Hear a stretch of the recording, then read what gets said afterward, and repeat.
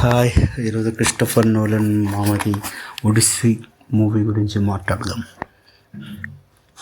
Story అది real story, జరిగిన story కాబట్టి అది వారేంటి, ఎలా మొదలైంది, ఎందుకు అని చెప్పేదంతా ట్రాయల్ మూవీలో చూపిస్తారు.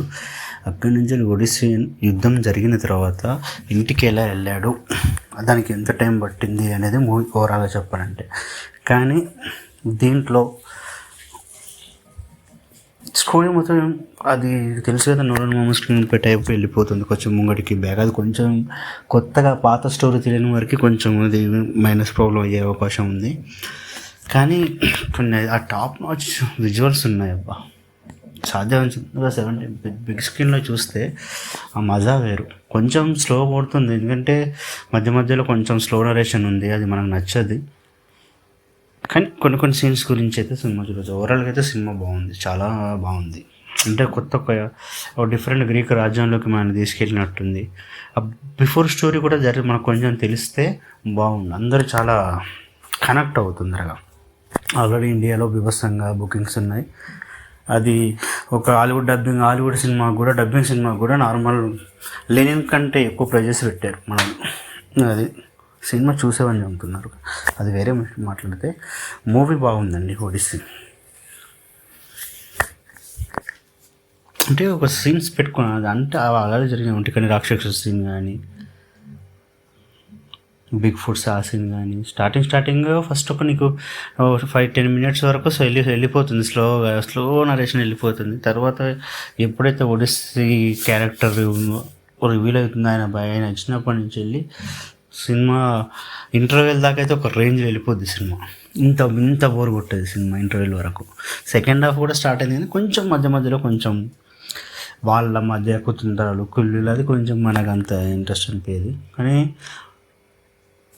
థియేటర్ వాచబుల్ మూవీ అండి. అది సెల్లో చూస్తే అర్థం కాదు, బిగ్ స్క్రీన్ మీద, బిగ్ విజువల్ మీద.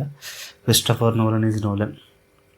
అది ఆ స్టోరీలో కూడా మెయిన్ చేసింది ఏంటంటే, ఆయన తీయచ్చు, దీన్ని బాగా అడ్వెంచరస్గా తీయచ్చు, కానీ మెయిన్ కోర్ స్టోరీనే పట్టుకున్నాడు. ఆ స్టోరీతోటే వెళ్ళిపోయాడు. ఆ స్టోరీ ఎమోషన్స్ పండించాలన్నాడు, ఆల్మోస్ట్ పండించేశాడు సినిమా కంప్లీట్.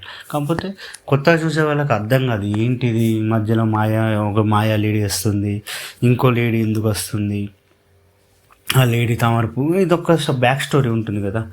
క్రిస్టోఫర్ నోలన్ ఇంటికి వెళ్ళేటప్పుడు ఒంటికని రాక్షసు కన్నుకు దెబ్బ తాకితే వాళ్ళు సముద్రం కొడుకు, సముద్రం వీళ్ళ మీద పగ ఎలా తీసుకుంటుంది, వీళ్ళతో ఉన్న వాళ్ళందరూ చచ్చిపోతారు, ఒడిస్సీ ఒక్కడే బయటపడతాడు. ఆ బయటపడి వేరే దివి కొట్టుకొస్తే అక్కడ ఒక అమ్మాయి పరిచయం అవుతుంది. ఆ అమ్మాయి నాకే సొంతం కావాలని చెప్పి ఆయన మతిమరుపు పోనీకి అవన్నీ పువ్వులు తినిపిస్తుంది. అది రియల్ స్టోరీ. అవి తెలుసుకొని మళ్ళీ ఒక 7 సంవత్సరాల తర్వాత, అంటే యుద్ధంకు వచ్చి ఇంటికి వెళ్ళే టైంకి 20 సంవత్సరాల టైం పడుతుంది. అది ఓవరాల్ స్టోరీ. ఆ 20 సంవత్సరాల్లో ఏంటి మనోని పరిస్థితి, ఎక్కడున్నాడు, ఎక్కడ ఎంతసేపు ఉన్నాడు, ఎలా ట్రావెల్ చేశాడు అన్నది కథ ఓవరాల్గా. చెప్పాను కదా, నోలన్ స్క్రీన్ ప్లే కొంచెం ఫాస్ట్ ఫార్వర్డ్ ఫ్యూచర్, ఫాస్ట్ అన్నీ మిక్స్ అయ్యి కనబడుతుంది దీనికి. అందుకే అంటున్నా, కొంచెం అబ్జర్వ్ చేయాలి, క్లీన్గా అబ్జర్వ్ చేస్తే నీకు మూవీ ఎక్కిపోద్ది. బిగ్ స్క్రీన్లో చూసే వండర్ మూవీ ఇది. బాగుంది మూవీ, పైసా వసూలు మూవీ.